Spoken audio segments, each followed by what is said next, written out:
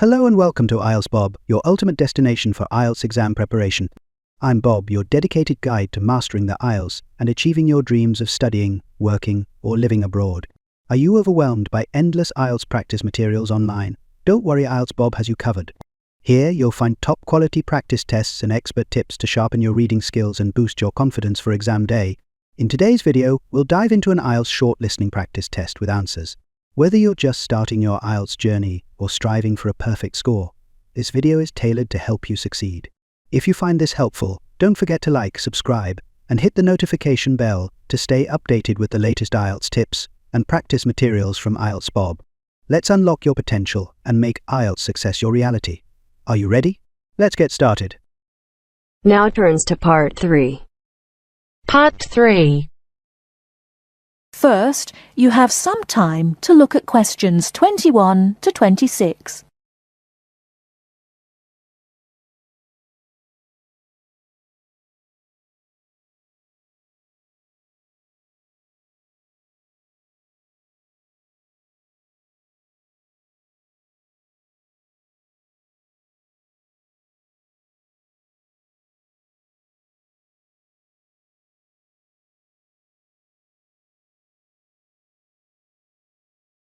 Now listen carefully and answer questions 21 to 26. So, what was it like in your school then, Lynn? Well, South African schools are very different from schools in Australia. For a start, children don't start their schooling until they are 7, quite a bit later than schools in Australia. What about New Zealand, Gail? We're more like Australia. I can't believe children don't go to school until they're 7. When do the parents get any free time? Well, there's still the availability of kindergartens or play schools. It's just that formal education doesn't start until later. I don't think it's such a good idea for children to have to be too academic at such a young age. They should be able to just enjoy themselves. Well, yeah, but the first school children go to isn't really very academic.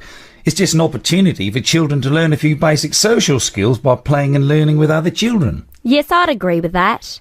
I guess being so close, Australian and New Zealand schools must be similar then. Well, I suppose they do share a lot of similarities, but there are also some differences.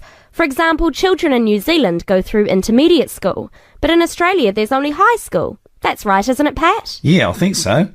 What about South Africa, Lynn? Do you have an intermediate or high school? Oh, high school.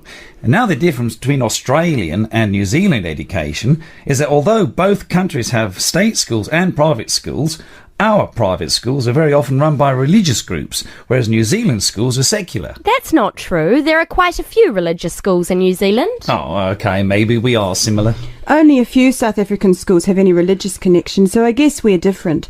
Most people go to state schools. Pat, is it true that some people from your country don't have to go to school at all? Well, that's partly true. Because of the geography of Australia, there are a lot of children who do not have access to schools, at least on a regular basis. Instead, they have a form of correspondence education, where the lessons are actually on the radio and the students send their work in by post. That way they get a lot of what they would if they were in the classroom, apart from the interaction. In New Zealand, not all students have to go to school either. Some parents have opted for homeschooling. Oh, is that like correspondence teaching? We don't really have that. Well, we do have correspondence schools, but homeschooling is different. With homeschooling, the parents teach the children and set them homework. They have to present a syllabus to their local education authority before they can do that, but it is becoming a more popular choice for some parents. I suppose it also suits parents' own commitments. I mean, they don't have to worry about collecting their children from school, and they can always teach over the weekend or in the evening if they want to. Is the school day normally quite long then?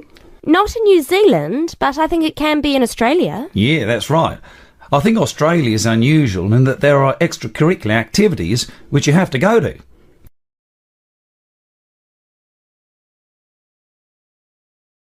Before you hear the rest of the talk, you have some time to look at questions 27 to 30.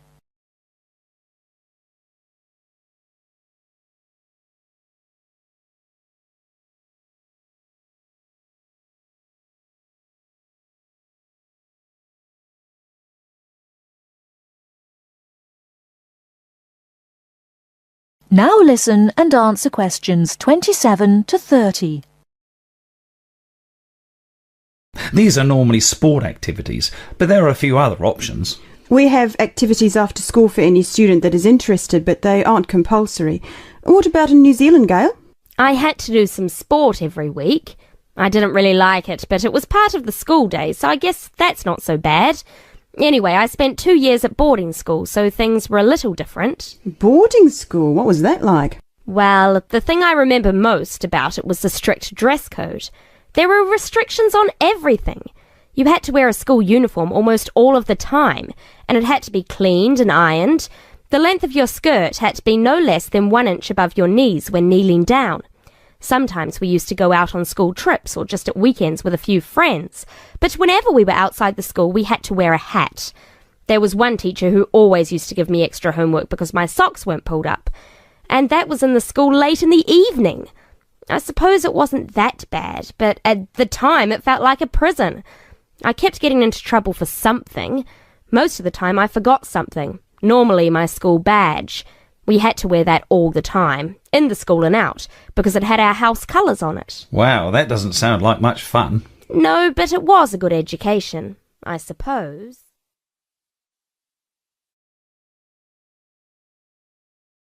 That is the end of part 3. You now have half a minute to check your answers. If you enjoy this content, please like and subscribe. After subscribing, please leave a comment below saying subscribed, and we will respond as soon as possible. By subscribing, you're supporting our mission to help others achieve their IELTS goals. Thank you so much for your support.